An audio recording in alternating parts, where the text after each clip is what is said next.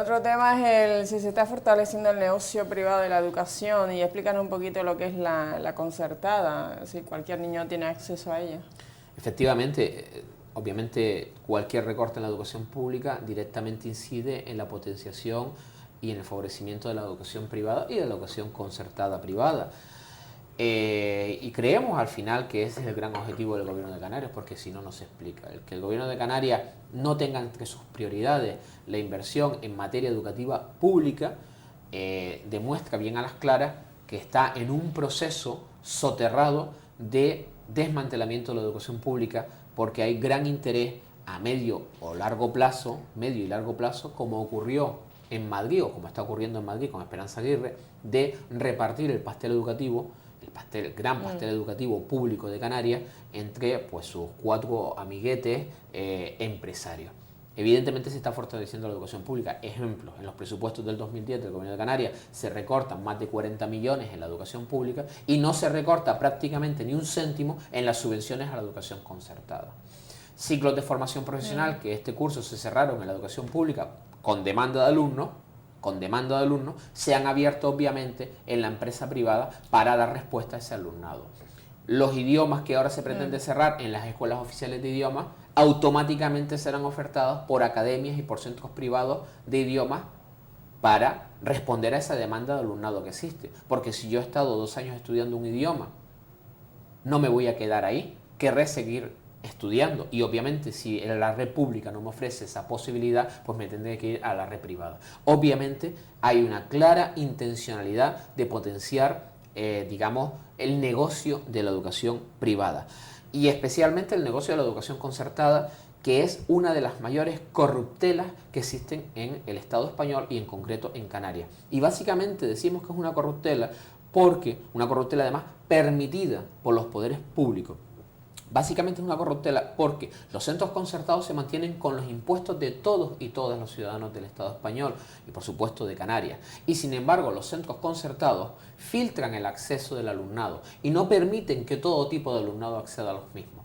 No permiten, por ejemplo, que alumnado en mayor medida inmigrante acceda a los mismos o alumnado, digamos, proveniente de grupos sociales desfavorecidos. Sin embargo, esas familias que ven cómo se les coarta el derecho a acceder a esas enseñanzas que pagamos entre todos, también sufragan el gasto de esas escuelas a través de sus impuestos. Sin embargo, las escuelas concertadas establecen o bien filtros directamente en la matriculación o bien todo un tipo de cuotas absolutamente ilegales que superan con creces la capacidad de determinadas familias de extracción social desfavorecida que impiden la matriculación de este alumnado. Esto es vergonzoso absolutamente, porque entre todos mantenemos una tipología de escuelas que solo son para la élite social.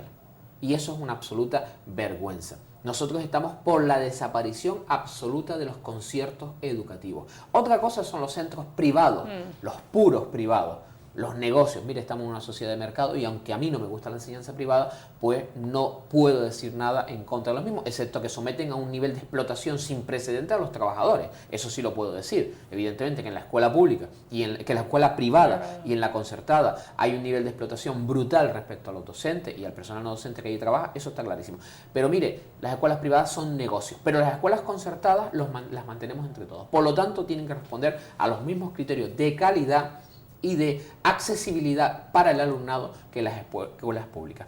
Y por tanto, exigimos al Gobierno de Canarias que controle a las escuelas privadas concertadas, o públicas concertadas, como se quiera decir, a esas que mantenemos entre todos y todos, y desde luego que empiece de una vez por todas a retirar los conciertos y las subvenciones a aquellas escuelas que no reúnan los requisitos mínimos de calidad. Algunas tienen una ratio elevadísima porque el objetivo fundamental de una escuela concertada no es la calidad educativa, es el afán de lucro, como cualquier empresa, y legítimo es que así sea porque es una empresa y es un negociete, en este caso del ámbito de la educación.